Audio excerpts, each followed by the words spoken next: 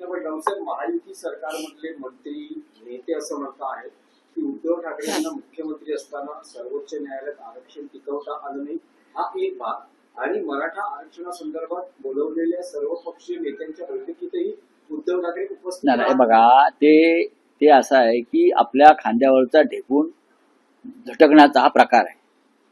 हे फक्त ढेकून आपल्या खांद्यावरचे झटकू शकतात. राजकीय इच्छाशक्ती आमच्याकडे नव्हती, हे देवेंद्र फडणवीस यांची भूमिका होती. गेल्या 5 वर्षापासून साधारण आता ते सत्तेवर आहेत, आधीची 2.5 वर्ष त्याच्या आधी. मग आता आणा ना राजकीय इच्छाशक्ती. न्यायालयानं दिलेलं आरक्षण नाकारलं असं म्हणतात. याचं कारण संविधान आहे. कळलं? हे जर या मूर्ख मंत्र्यांना कळत नसेल, महामूर्खांना, म्हणूनच संविधानाची चौकटीचं भाषा जी करतायत देवेंद्र फडणवीस, त्यासाठीच करतायत. तुम्ही घाईघाईनं ते तेव्हा दिलं.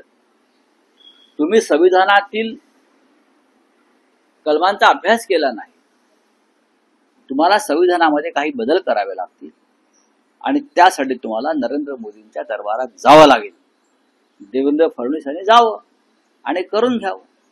संविधानाची चौकट पाळून तुम्हाला जे काय करायचं आहे ते करून घ्या.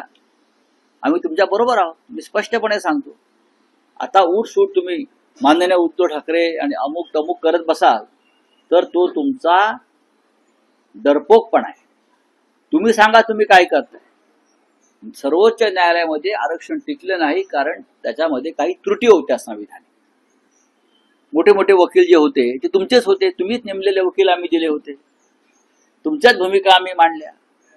तरी ते संविधानाच्या चौकटीत नाही असं जर सर्वोच्च न्यायालय म्हणत असेल तर आपल्याला संविधानामध्ये त्या पद्धतीचे बदल करून नवा प्रस्ताव आपल्याला मांडावा लागेल, घाईघाईनं, तातडीनं.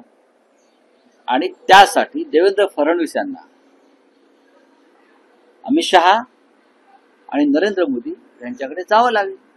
ते जाणार आहेत का सांगा, त्यांनी स्पष्ट करावं. का जात नाहीत ते.